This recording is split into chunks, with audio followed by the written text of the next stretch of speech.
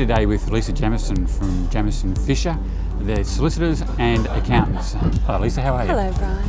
Our subject today is repairs and maintenance. What do you do if your landlord won't do the repairs? Well, it's an interesting topic and it causes a lot of problems in property management offices. So let's just run through some of the legislative requirements so property managers are better armed when dealing with landlords that aren't doing the right thing. First of all, under the Tenancy Act, you've got sections 52 and section 63, and they relate to how a property is to be given to a tenant. They relate to habitability as well as cleanliness of the property, and also the duty to maintain. So you have these obligations under the agreement. Now, let's identify first of all urgent repairs as classified under the tenancy legislation have to be completed in a timely manner. And the most important, I think, is any sort of electrical fault. If you have a landlord that is telling you not to get something done and you've got arcing power points, that is one area where a property manager should immediately speak to the licensee in charge, and it would be prudent to have that repair done and then have the argument with the landlord later on. And the reason why I say that is that all agents owe to tenants a duty of care. So you're not bound by contract with the tenant.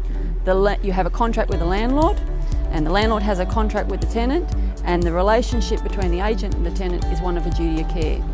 Therefore, if the tenant could be injured or someone can be harmed, then you should be getting straight onto that and discharging your obligations and your duties to the tenant. As for non-urgent repairs, then again you go back to the Tenancy Act and you inform your landlord what their obligations are. So for example, if you've got a tenant that's requiring 10 repairs, kitchen cupboards have fallen off, the handle's off the bathroom door, nothing's life-threatening, but there's lots of little issues, then the tenant has the option to apply to NCAT, to the tribunal, and seek damages for the loss of the facilities or services that they bargained for in the residential tenancy agreement. And the tribunal is quite happy to award it when landlords won't get repairs done.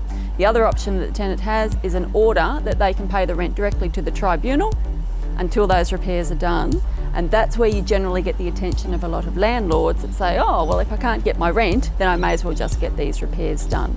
But I think the important thing to take away from today's session, that anything where a tenant or the occupant could be injured, then the agent should look at having that repair done and then having the argument with the landlord later on. And it's a matter really for the licensee to become involved with. And anything that's non-urgent, then you have to run them through their obligations under the lease. And remember that lease has the tenant and landlord's rights and responsibilities, what is owed to the tenant, and what the consequences can be if the landlord doesn't get those repairs done. The property's got to be safe, doesn't it? Absolutely. Lisa, thank you very much. That helps all of us.